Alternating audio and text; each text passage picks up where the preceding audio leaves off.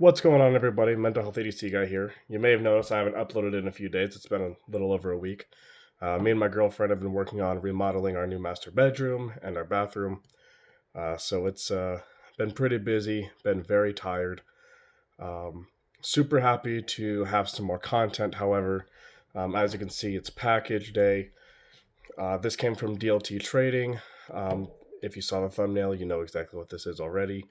I just wanted to open it, give my first thoughts. I was trying to find reviews on this knife, and not to disrespect anybody, but I couldn't find any reviews of what I was looking for.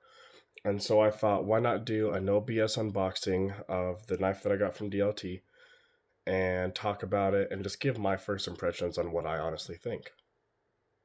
I haven't flipped over to hide my um, shipping information and all that, but I'm going to be using the Microtech Ultratech Gen 4 to open it up today. Let's get it opened up real quick and then we'll dive in. So I thought first I'd show off this cool little sticker from DLT. I absolutely love stickers. I love being able to, bedazzle my stuff in my own way. And the best way to do that is by, knife brand stickers. So this is a Hinderer. I love Hinderer so far. I own one. This is number 2. I have the Hinderer Eclipse Auto. Super happy with that one, so I figure, you know what, let's pick up another one, I guess. Oh wow, it's sitting right on top there. I was not expecting that. Look at that blue. That's so pretty. Packing peanuts. A couple stickers here. Hand assembled by. I'm not even gonna try it, but thank you. And then it does have a tri-pivot system. I'll put more on the screen what that is.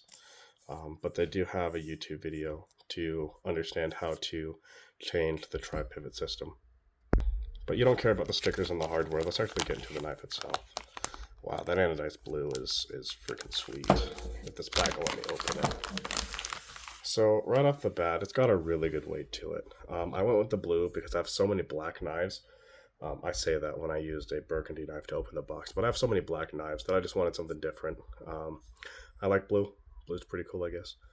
It's got a nice G10 scale on the front here, and then anodized titanium on the back. It is a frame lock, has thumb studs.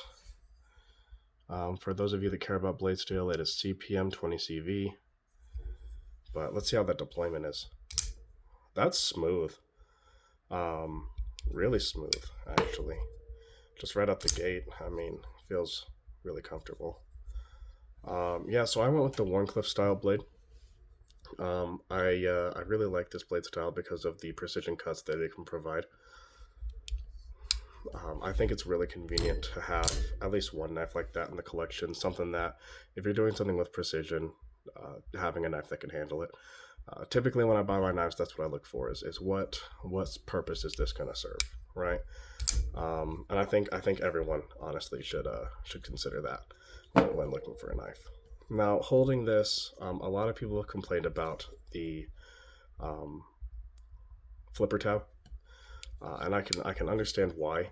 For one, it does stick out quite a bit in the back there. So I'll have to see how it is carrying it. Obviously, I'll do a review on this in a couple days, maybe about a week if I'm being 100% honest, just to see how it actually feels, and see if that actually gets in the way of my pocket or not. However, I like the size because it makes it a lot easier to deploy. It feels a lot smoother. You can open it way easier.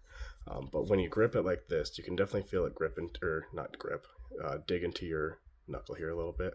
So if you just move your finger down a tiny bit, you still have plenty of handle to just move down a little bit, and then you're not hitting that flipper tab as much. But even choking up on it like this isn't super uncomfortable. To get more specific on this XM18, it is the no choil version. I like and don't like that at the same time. I like it because you have a lot more of a cutting edge, right? Whereas the choiled version, you have a spot to choke up on, whereas this one, it's a little bit maybe a little more unsafe. You have a better place to choke up on it, but you're losing that cutting edge, right? So I can understand why people like the choil. I can understand why people don't like the choil. The biggest thing when it comes to not having this choke up spot here is sharpening, you're going to have, you just got to be careful. You might hit your flipper here, or you might scratch the G10 scale. So just be wary when you're sharpening something like this, that you don't damage it. Same with the thumb stud. So what I would recommend is just masking off those areas. That way, if you do scrape against it, you're just hitting tape and not your actual knife. But it is super smooth. As of right now, it's running on bearings.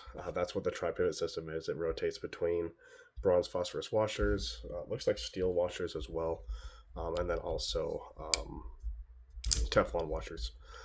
The biggest thing, and I really like that with Hinderer, the reason why is because something like that makes it so whatever situation that you're in with this knife, whether it be like a rugged situation, you're outdoors, then you can put the bronze washers on and the action's going to be a lot smoother and more comfortable. Whereas right now it's on the bearings. So if you're doing, cutting tasks and not using it outside, you can have that smoother deployment. For those of you that also care, does seem to be drop shut. It is just out of the box, so it does need to break in. Every knife has a break-in period. It's just how long. The Dixon that I have took like maybe 20 deployments and it was super smooth. This one, obviously I'm gonna have to sit and play with it for a bit. Okay, I don't like that very much. I really don't like tip down belt clips. I don't like belt clips in general, but I don't like tip down belt clips that much. However, it does give you the option to put it down here, so where it's tip up instead. However, it's not reversible. So this is a right hand carry preferred knife only. Actually, not preferred. It's a right hand carry only knife. The thumb studs, they're easy to deploy with. However, one thing I notice is when I'm going to deploy with it, my fingers sit on that frame lock. So you either gotta basically float your fingers to open it, or you're fighting your fingers with the lock. So just be wary of that as well. Overall, I think it does look really good. Obviously, I can go just off of looks and feel right now. I don't know how it's actually going to work as a knife at this immediate second. However, I'm not a big pocket clip guy, but if you are, you're not going to have to fight your pocket at all with this. It's got a nice little ramp there at the end, so it slides in and out of your pocket very easily. I don't know too much about Hinderer. I know that obviously they're American made. I believe they're made in, I want to say Alabama. I could be wrong about that. If I am, I will correct it. But their story is super cool. Rick Hinderer started as an EMT and wanted to build a knife that could withstand anything. And so Hinderer knives came to be. He first started making like designer cool knives and then transitioned to hard use knives instead. Overall, I hesitated buying an XM18 3.5 for a while, which is what this is, because of the flipper tab. And you can get the no flipper tab, but they're a lot more expensive and a lot harder to find. But after holding it, the flipper tab really doesn't get in my way as bad as I thought it was going to.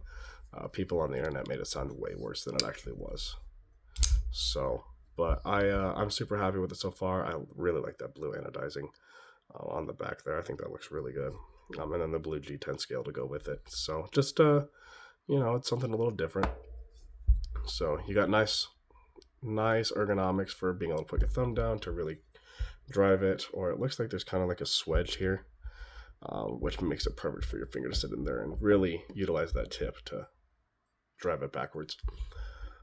Overall, I think the XM18 3.5 Wharncliffe feels really good so far. I can't wait to actually use it out in the field and for my everyday precision cutting tasks. And I will be doing a review on this soon. I don't want to guarantee a day because I might get busy, like I said in the beginning. So overall, that's all I have to say about the No BS unboxing so far. I'm really happy with it. If you have any questions, leave them down in the comments below. If you like this kind of content, make sure to like and subscribe. I'm really going for that no BS content.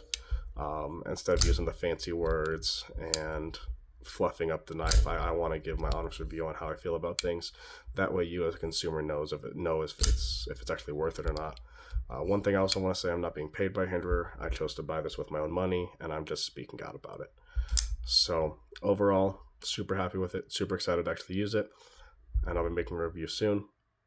Make sure to go follow me on my other socials, TikTok, Instagram, both under the handle MentalHealthEDCGuy, and I'll catch you in the next one. Thanks, guys.